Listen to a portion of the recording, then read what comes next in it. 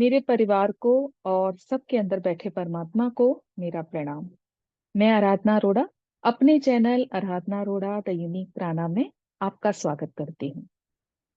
और आप सभी से मेरी रिक्वेस्ट है, अगर मेरे सेशंस, मेरे थॉट्स आपके लिए यूजफुल हैं, आपको इंस्पायर करते हैं, आपको मोटिवेट करते हैं, तो आप उनको अन्य साधकों के साथ भी जरूर शेयर करना।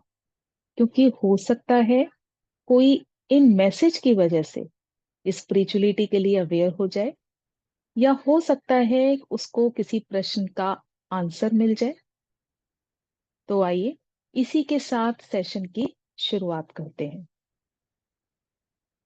इस दुनिया में लाखों करोड़ों लोगों का जन्म होता है, लेकिन उनका आना और जाना, इसकी जानकारी हमें नहीं मिल पाती।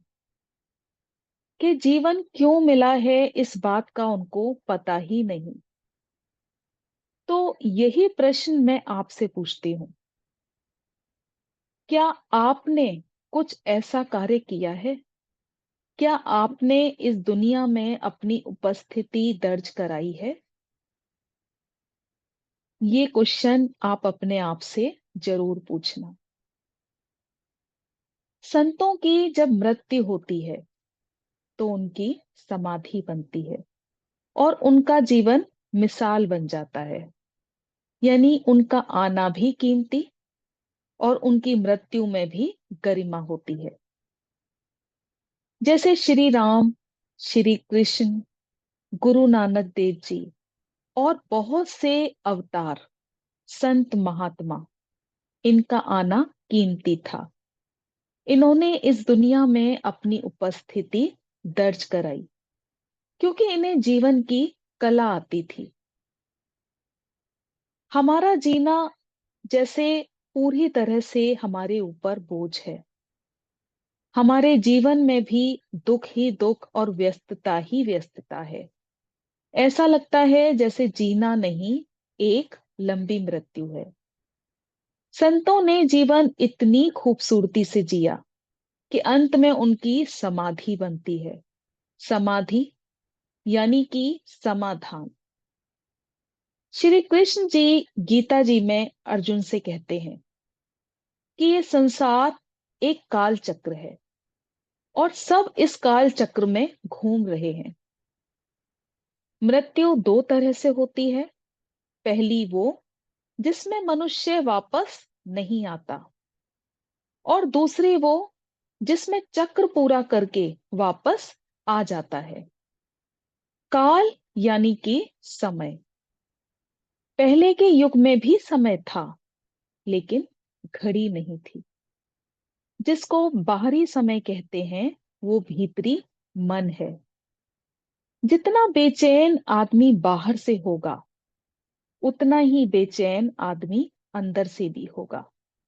यानी अंदर की बेचैनी बाहर पूरी तरह से दिखती है।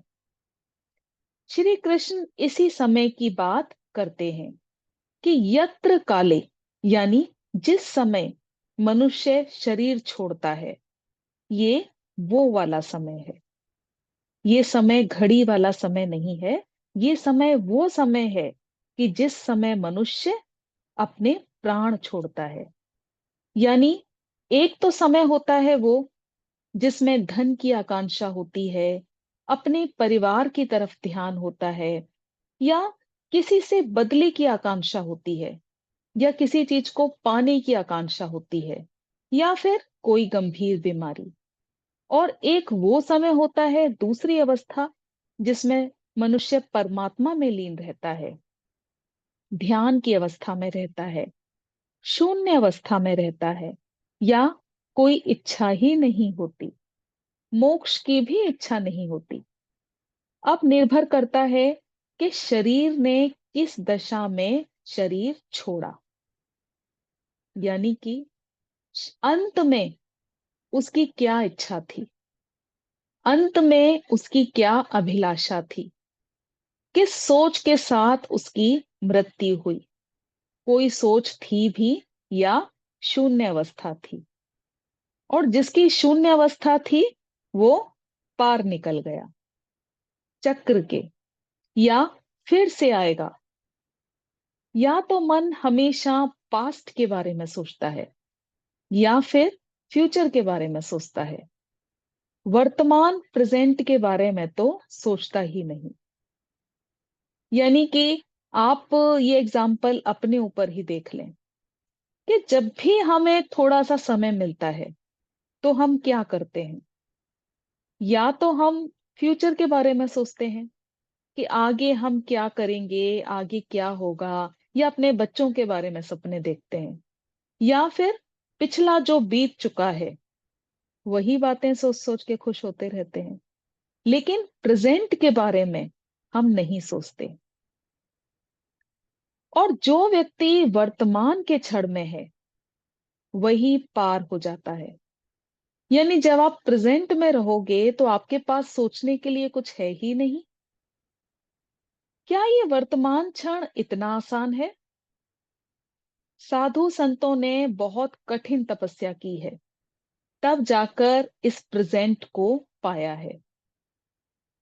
और आज आप भी इसको पा सकते हैं ध्यान के जरिए। जी हाँ, ध्यान वो तरीका है जिसमें जब ये कहा जाता है कि अपने विचारों को पूरी तरह से आप शांत कर दें, फ्यूचर के लिए कुछ भी ना सोचें, किसी तरह की सोच ना पास्ट की हो ना फ्यूचर की हो। और यही सब बात, इसी बात का ध्यान आपको अंत समय में भी रखना होता है। ये बहुत ही कीमती बात है जिसको समझना बहुत जरूरी है कि जो हमारा पूरा जीवन काल, जो काल का पहिया है, वो इसी तरह से घूमता रहता है कि जो हमारी सोच होती है अंत समय में हम उसी के साथ वापस जन्म ले लेते हैं। तो इसीलिए कहा जाता है कि अपना अंत समय आप पूरी शांति से बिताएं, पूरी शून्य अवस्था में रहें। और ये कब होगा? जब आप इसको प्रतिदिन इसका अभ्यास करेंगे। शंकराचार्य जी कहते हैं जन्म किसका श्रेष्ठ है? जन्म उसका श्रेष्ठ है जिसकी मृत्यु भी श्रेष्ठ है। क्योंकि अंत समय में सारी इच्छाओं का अंत होना चाहिए। इसीलिए ध्यान करना अति आवश्यक है। क्योंकि ध्यान के समय जो गाइडेंस दी जाती है वो यही दी जाती है, किसी तरह की कोई सोच नहीं, किसी तरह का कोई विचार नहीं, पूरी तरह से शून्य अवस्था में आ जाएं। यानी कि जब कोई विचार ही नहीं रहते तो आप उस मोमेंट में प्रेजेंट की अवस्था में होते हो, वर्तमान की अवस्था में होते हो। ना कोई लोभ होता है, ना कोई वासना होती है। और ये सारी चीजें धीरे धीरे करके घटने लगती हैं, रुकने लगती हैं जब आप ध्यान की अवस्था में होते हो, जब आप प्रेजेंट की अवस्था में होते हो। तो मुझे पूरी उम्मीद है आप बहुत अच्छी तरह से इसको समझे होंगे। तो आज के लिए इतना ही। इतने धीरज से, इतने प्रेम से आपने मुझे सुना। आप सभी का बहुत बहुत धन्यवाद।